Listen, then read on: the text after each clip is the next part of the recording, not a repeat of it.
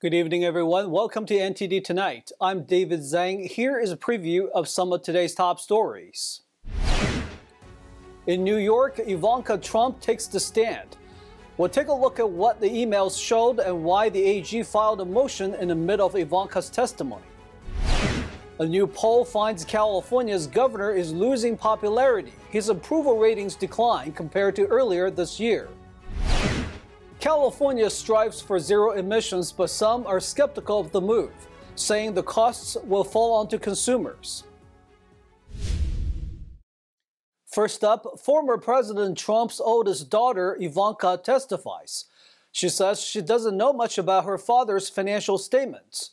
Attorney General Letitia James says she does.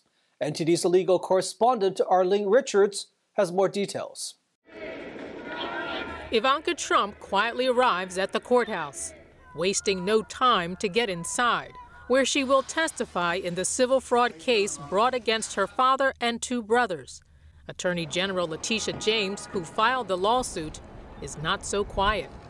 Ivanka Trump secured, negotiated loans to obtain favorable terms based on fraudulent statements of financial condition. And she will attempt today to distance herself from the company. But unfortunately, the facts will reveal that, in fact, that she was very much involved. We uncovered the scheme, and she benefited from it personally. No cameras were allowed in the courtroom Wednesday, the first time since the trial began. Ivanka is not a defendant in the case, and she didn't want to testify, arguing she would suffer undue hardship by having to travel from her home in Florida in the middle of a school week. But the judge rejected that, and later she dropped her appeal. Ivanka generally says that she knows very little about financial statements that the judge determined fraudulently inflated the value of her father's assets to secure favorable insurance rates and bank loans. On the stand, she often stated, "I don't recall," to questions about her father's finances. The AG's attorney showed Ivanka her own email communications with potential lenders for her father's Miami hotel property. The terms required that her father have a net worth of $3 billion. In another email, Ivanka had requested lowering the required net worth to $2.5 billion. Yet her father's statement showed a net worth of over $4 billion. On cross-examination, the defense tried to establish that Ivanka didn't know much about the financial statements. Ivanka Trump is the AG's last witness, but before her testimony ended, the AG's attorney filed a letter with the judge during the break. They want to block several of the Trump team's witnesses from testifying, arguing that the issues that will be discussed were already resolved by the judge when he ruled the statements were fraudulent. They have requested to be heard on Thursday. Now let's take a look at other top national headlines today. The House Judiciary Committee held a hearing on free speech on college campuses Wednesday. The hearing examined the current state of First Amendment on campuses of American colleges and universities, and also the rise in anti-Semitism and violence towards students who support Israel. Nearly a 400% increase in anti-Semitic incidents, including harassment, vandalism, and assault in the 2 weeks after the Hamas attacks against Israel. The history of the Jewish people is one of constant oppression and fear for our lives and for being persecuted for who we are. And as I've mentioned, my grandfather experienced this throughout his life and most prominently in his childhood during the Holocaust and his suffering in Auschwitz. But we are seeing it very prevalent, especially on college campuses today. Several student witnesses bore testimonies on their encounters on campus. What that footage did not show was the former chapter chair being forced into a bathroom where she called 911 for rescue and another board member being physically attacked. With silence from the university and charges not pressed by the Erie County District Attorney's Office, I've since been left to consider the precedent this sets for those who plan to protest future events on campus. The hearing was constantly interrupted by pro-Palestinian hecklers. Results are coming in from yesterday's off-year elections. Democrat Governor Andy Beshear won re-election in Kentucky, defeating Republican State Attorney General Daniel Cameron. That's in a state that voted for former President Donald Trump by more than 25 percentage points in 2020. In Mississippi, Republican Governor Tate Reeves won his bid for re-election against the Democrat Brandon Presley, who is a second cousin of singer Elvis Presley. Reeves had consistently led the polls in the deep red state, which has not elected a Democrat as governor in 20 years. Over to the legislature, all 40 seats in Virginia's Senate and 100 seats in the House of Delegates were up for grabs. Democrats held control of the Senate and won control of the House in those races. In New Jersey, Republicans are fighting for control of either legislative chamber in the deep blue state, where all seats in the General Assembly and the Senate are in play. Republicans have gained ground since 2021, when they flipped 7 seats and campaigned on issues ranging from the economy to parental rights. Some races have yet to be called. Ohioans voted to enshrine abortion access in the state constitution. That will nullify a 6-week abortion limit signed into law by Republican Governor Mike DeWine. Voters also approved a ballot measure legalizing marijuana for recreational use. The House has voted to censure Michigan Congresswoman Rashida Tlaib, a punishment one step below expulsion. The 234 to 188 final vote came after some Democrats sided with the Republicans to pass the measure. Representative Rich McCormick moved to censure Tlaib for what he called her anti-Semitic rhetoric and for her calling for the destruction of the State of Israel. Tlaib said she will not be silenced, and her criticisms were directed toward the Israeli government. She said, quote, "The idea that criticizing the government of Israel is anti-Semitic sets a very dangerous precedent." Many opponents of the censure in both parties cited free speech as their objection and warned of the precedent this censure could set. Tlaib becomes the 26th person ever to be censured by the chamber, and the second person this year.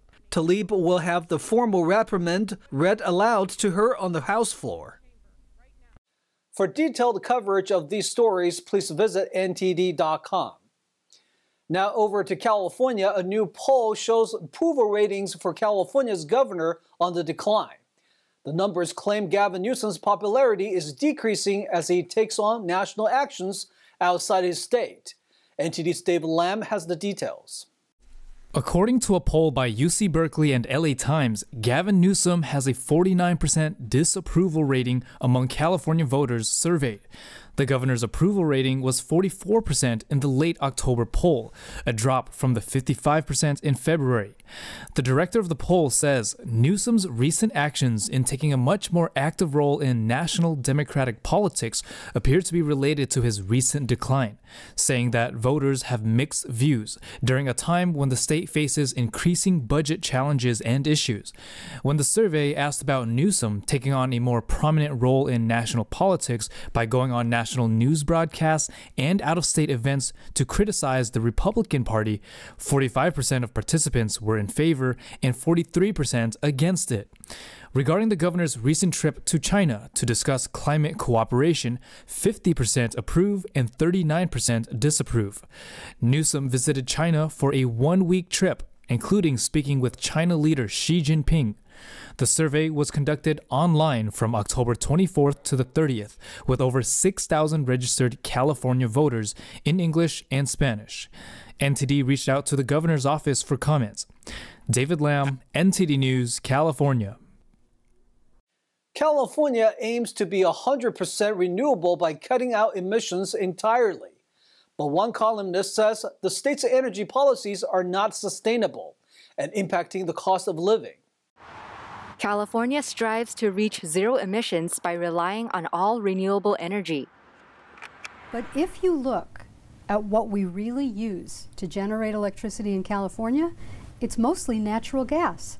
Susan Shelley is a columnist with Southern California News Group. She discusses with California insider Siamak Karami about California's renewable energy policies. She says renewable energy only provides about 30% of what the state needs. And every day, starting at about 4 o'clock, it begins to decline.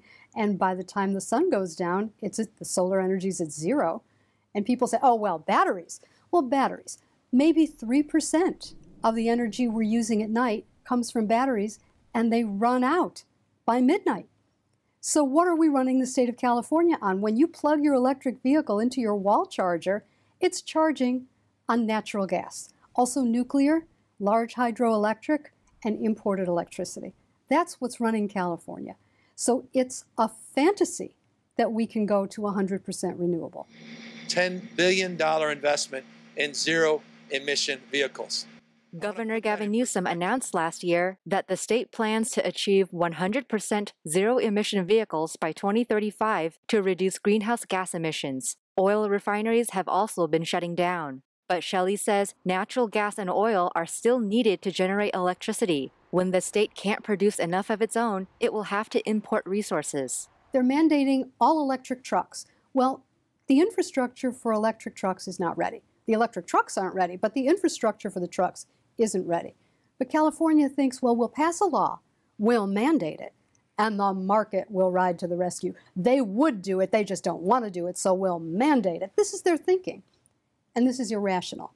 According to Shelley, the government seeks to regulate when people will use electricity and how much to use it. It would make the cost of living more expensive too, as the cost of clean transportation could pass on to consumers and higher taxes on gasoline. All of our global greenhouse gas emission percentage in California is 1%. The whole state could shut down, and it would make no difference to the global climate. We are, in California, bearing this tremendous burden financially to model good climate behavior, and it doesn't do anything. It has no effect on the climate. And other people may not follow it anyways. If they don't follow it, then for sure it has no effect. Shelley says it is a balancing act between keeping the air clean, but also generating enough reliable and affordable energy for people to use. Newsom recently went to China to talk about climate action and creating opportunities for future collaboration and cooperation. He also visited a Tesla factory in Shanghai. His trip happened before the APEC summit taking place in San Francisco next week. To watch the full program, find California Insider on Epic TV on the Epic Times website or Ganjing World. We'll take a short break now, everybody, but here's a look at what we have for you when we come back. 4 deaths in 24 hours. Los Angeles County Sheriff's Department is mourning the loss of active and retired deputies. The annual Dreamforce conference will return to San Francisco next year. The city also ramps up efforts to clean and improve public safety. What are super shoes? And can they improve a runner's race time? We'll find out when we come back. With more on these stories here on NTD Tonight.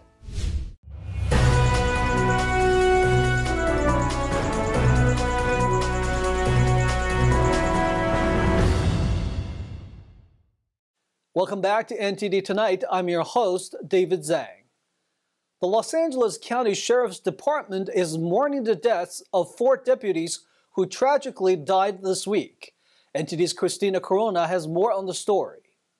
Within the span of 24 hours, 4 former and current LA Sheriff Department employees died by suicide. The Sheriff Department said 3 were active members in the agency, while 1 was retired. The deaths were reported Monday and Tuesday. One of the individuals was Commander Darren Harris, who was discovered dead in his Santa Clarita residence Monday morning. Harris served for 25 years as the Chief Department spokesperson. Anonymous sources revealed to The Times that his passing resulted from a self-inflicted gunshot wound. On the same day, authorities found the body of retired Sergeant Greg Hovland at his Courts Hill home in the afternoon. Another employee was discovered dead in Stevenson Ranch shortly after sunset. The 4th death occurred at 7:30 a.m. on Tuesday as sheriff's homicide detectives responded to a Pomona hospital where an employee took their own life. LA County Sheriff Robert Luna said in a statement, "We are stunned to learn of these deaths, and it has sent shockwaves of emotions throughout the department as we try and cope with the loss of not just 1, but 4 beloved active and retired members of our department family." Former Sheriff Alex Villanueva posted on X. These 4 deaths bring the total of 9 suicides within the LA Sheriff Department headquarters this year. Why so many from one agency? Prayers for all who are hurting. Look out for each other.